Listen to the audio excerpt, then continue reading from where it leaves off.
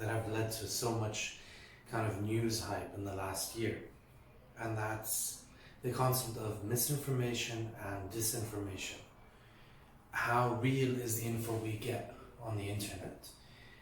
How much can we trust its veracity, its authenticity? So let me first explain the difference between misinformation and disinformation. Misinformation is simply put information that is incorrect, that gets distributed. So if you accidentally publish something that's wrong or wrote something that's wrong, this is misinformation. Disinformation is intentional fake news, and this is where the term fake news comes in. It's an intentional attempt to deceive the audience into believing something that's not really true. So that's disinformation, and it's the more toxic. We have a lot of both. So we have a lot of accidental misinformation that gets distributed to everybody, and people are notorious for passing it out on Facebook or posting it or sending it on messaging apps.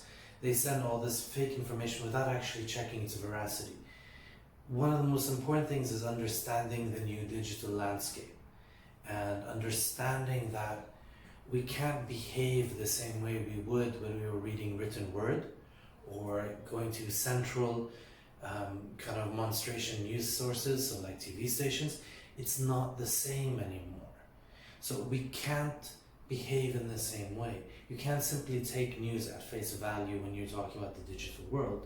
You need to check that it comes from a source and that it really is from that source, it exists on that source site, or that it's verified in another way. So you need to look at its veracity. A lot of attacks have been made on the social media platform Facebook, and an attempt that Facebook is part of this big disinformation and fake news scandal. And a lot of attempts have been made to kind of correct and verify news. The robotic source for actually checking what news gets published cannot really in any way verify news. So the end, like, to give you the final conclusion of it is, Facebook can't really verify. They can verify sometimes people, characters, but even then you can still create fake profiles, what's called catfishing. And news sources themselves, yes, you can get the veracity check, you can get these kind of things, but the majority of news that gets released on the internet cannot be verified by the automation, by the computer. It needs to be verified by the reader. So with this concept of a public sphere that Habermas speaks about in the earlier articles, with this concept of an internet which is created by you, by your reading, there is a duty for the reader, which is to check the veracity of the news before they necessarily believe it. This is very important. And this gets us to something else, which is called the second part of what I want to talk to you about, veracity and information.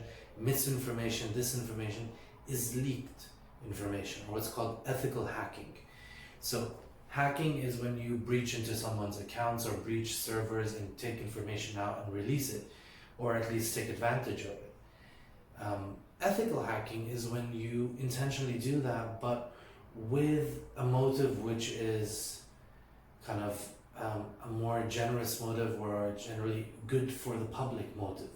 So to that, the biggest example, of course, would be WikiLeaks. Now, WikiLeaks has 2 or 3 phases in its progress.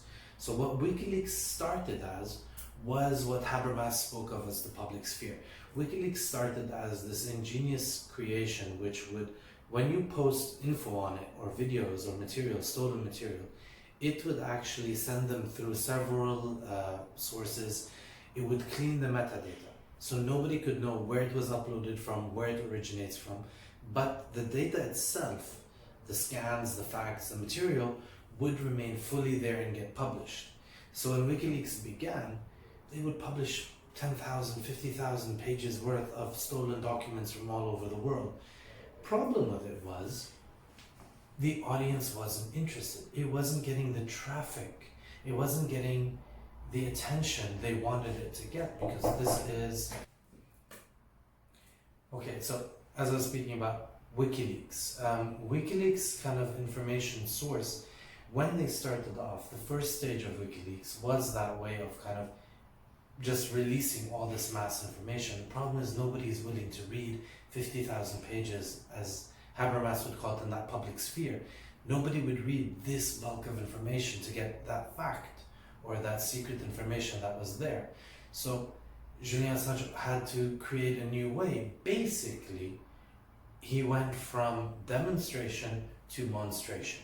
He started choosing parts of the documents, parts of what it is, and in some way it's a form of soft editorial. He wouldn't change the words, but he would abbreviate by selection. So this is monstration. So WikiLeaks was no longer this absolute open source of info, and it isn't, and it's important to understand this. You're not getting all the information on WikiLeaks, you're getting what WikiLeaks wants you to get. So they're summarizing, supposedly for good motives, for a good thing. And the problem with that, of course, is everybody tells you it's for a good motive. So whether it's the news, and I'm not comparing them to general news or central monstration, I'm not comparing them to government source news, but they all do use that same ethical standard, which is, we're giving you this, we summarized it for your own benefit. We summarized it so you would learn. And that's a bit problematic, because you're choosing for me what information I should know. The problem is, of course, the attention economy, which basically means that my audience will not read 50,000 pages or 10,000 pages. So if I release 50,000 pages, it's totally useless. No one's ever going to read it. So what do I need to do? I need to edit it, cut it, pick which parts are get released so the audience can pay attention to. But again, we go back to monstration rather than demonstration. And WikiLeaks is no longer this open-ended source, this kind of unfiltered, uncensored source. No, it is filtered, it is censored, but in a different way, by selection of the material. But that is a form of censorship, and that is important to understand. The problematic always relies on, to release all info, somebody's got to sort through this info. But when somebody sorts and picks what info matters, this is now editing. This is now a gatekeeper. This is no longer unlimited open source information.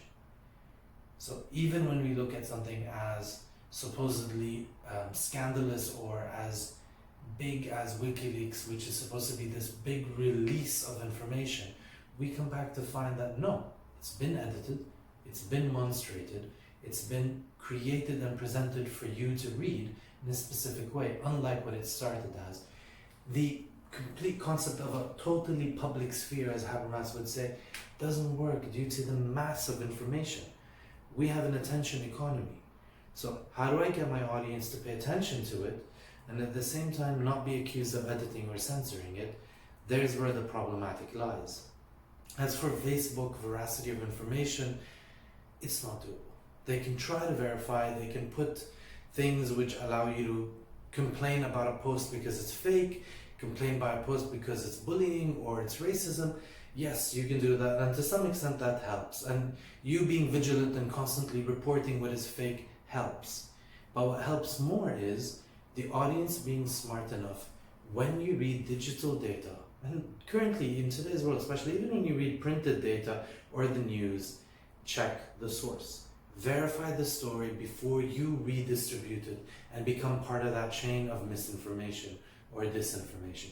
You need to check your sources before you go out and use them.